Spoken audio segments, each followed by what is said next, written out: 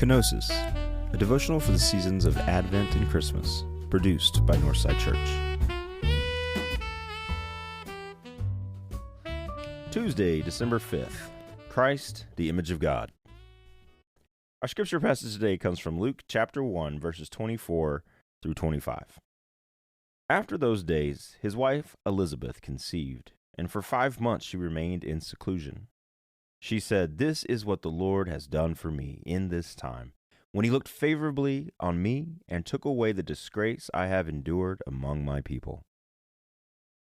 Both Elizabeth and Zechariah experienced a sense of hesitation at the news of their blessing. Zechariah's first response to the angel is one of questioning disbelief, and as a result, the angel leaves him unable to speak until the day these things occur. Luke 1:20. After Elizabeth realizes that God has answered a prayer that she had long since given up on, she hides away for 5 months. While this couple was surely overjoyed once they finally came to terms with their blessing, there was clearly an interim period of adjustment. So James, today I want to talk a little bit about what this experience of prolonged maybe blessing is. So this idea that, I think, we always talk about how cool it is that this old couple was able to have a baby, right? And we move on to John and, what it means to foretell the birth of Jesus and, all that's fantastic. But we have this story of these two characters who have prayed for something and hoped for something for so long that they've given up on it. And now they're finally getting it. And I want to play with that for a minute, like what that must be like. To be in that situation, right? And I think we see this in their reactions, like I just read, Zechariah, he doesn't believe it. And so the angel silences him. And Elizabeth, she goes into seclusion, and you're trying to grapple with what it means for God to have shaken your life up in this way after you'd given up on it. It's kind of like the angel saying, if you can't say anything nice, you won't say anything at all. Wouldn't Mama have loved to have that power? In a way, it reminds me of, I think it's supposed to, reminds me of Abraham and Sarah.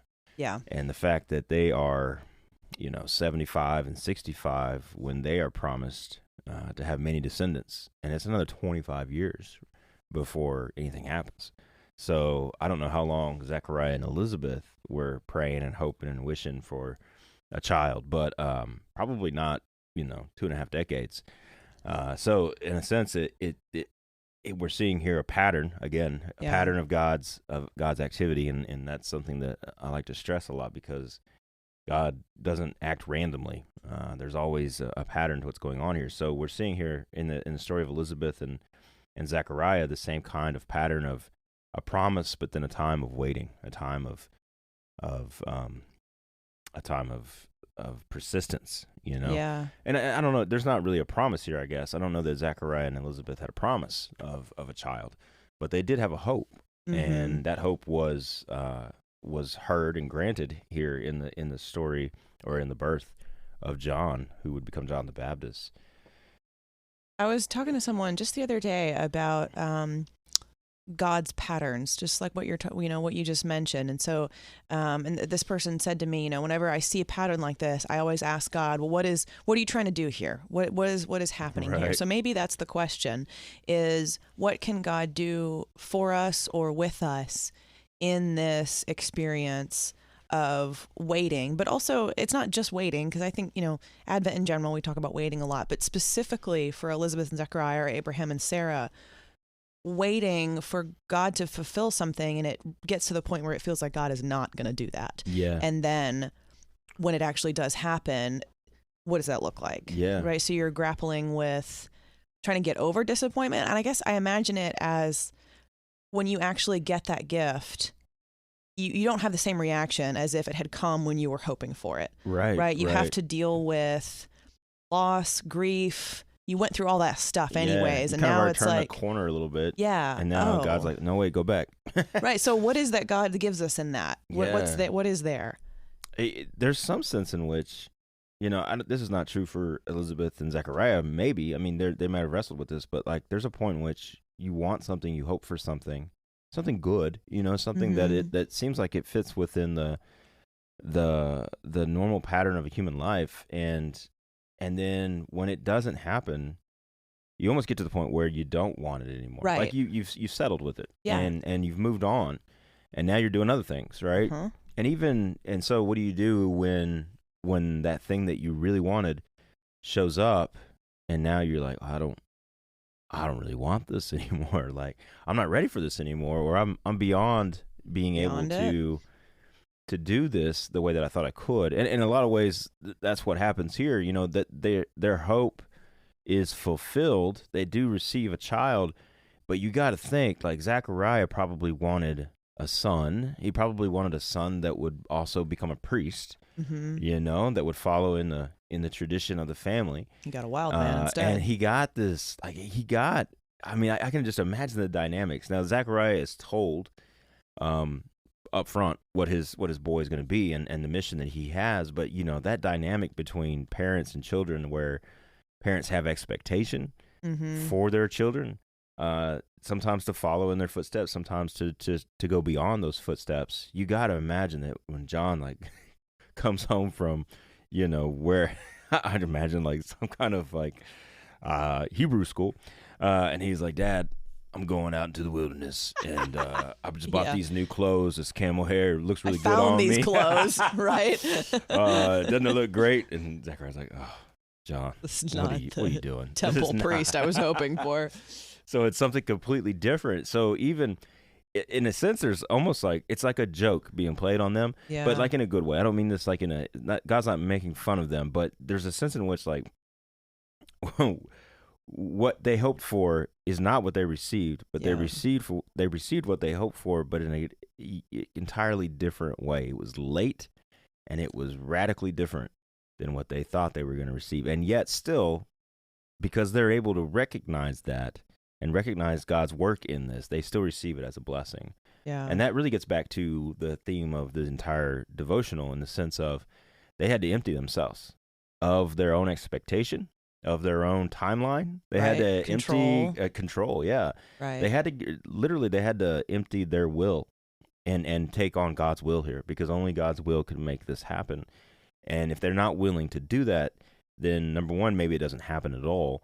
But number two, like, they wouldn't receive it as a blessing. It would almost be like a curse, because this, you know, in a lot of ways, if Zechariah and Elizabeth, if they had moved past this, then receiving a child this late in the game might have been seen as a curse rather than as a blessing, right? And that's very interesting. And then John the Baptist becoming this wild, like, unrespected, wild man who is going to preach the coming of the Messiah, like that. That did not bring Zechariah, you know, that would not have brought Zechariah pride and something he could boast about, you know, with his friends and buddies and stuff, right? Right. So they had to empty themselves of that expectation and of that desire to shape that life, even, in order for that to be received as a blessing. But I think here what we see is that they do that. They're able to do that. And that's really, like, it gets to the core of what this kenosis piece is all about, because I think we believe that as Christians or as disciples of Jesus Christ, our mission or one of our tasks is to kind of align our will with God's will. That's kind of, you hear that a lot, align with the design, right? I used to say, align with the design of God's will. But it's really not that at all. In fact, that is impossible to do. We cannot align our will with God's will. We have to empty our will.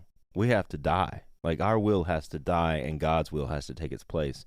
It's not something that can be grown together in the same field, the same heart. Does that make sense? Yeah, it does. So it's a lesson in, like, emptying yourself on both ends is what I'm thinking about. Like, up front, right? Yes. Just say, okay, God, whatever it is that you have for me, you know, I'm going to empty myself of, like you said, expectation, desire, control, and then also learning to empty yourself on the other end of, after whatever happens, whatever comes at you, learning to perceive it and to see it as a blessing from God. So it's, I think that's really the only way you can receive it as a blessing, right? Because, I mean, and that's really the thing. Like, when we long for something and we want something and we desire something, and it's something good, something that you know, is generally granted to human existence, like a child or something like that. It's we serve a God who is good and likes to give good gifts, but God hardly ever, in all of Scripture, in a pattern of my life and in the story of our church, God hardly ever gives something the way we expect it to be given. And always comes with gifts always come with a call. And so God never just gives something without expecting, without it being imbued with this kind of responsibility, this call to serve the plan, the purpose of God, the will of God. So I think being able to receive that gift with that kind of emptiness is what enables them to receive it as a blessing, even though it became late and it did not end up with how they expected it to end up. I think that's a good word for today. I That's have to a good word. I think that might be the first time that this whole phrase "empty yourself" has clicked in my head. First time, whole devotional. That's good. I'm always asking you, what does that mean? What does that mean? Well, that's why we have these conversations. That's it, folks. All That's right. your word for today. Well, guys, thank you so much for listening, and we'll see you tomorrow. Peace be with you.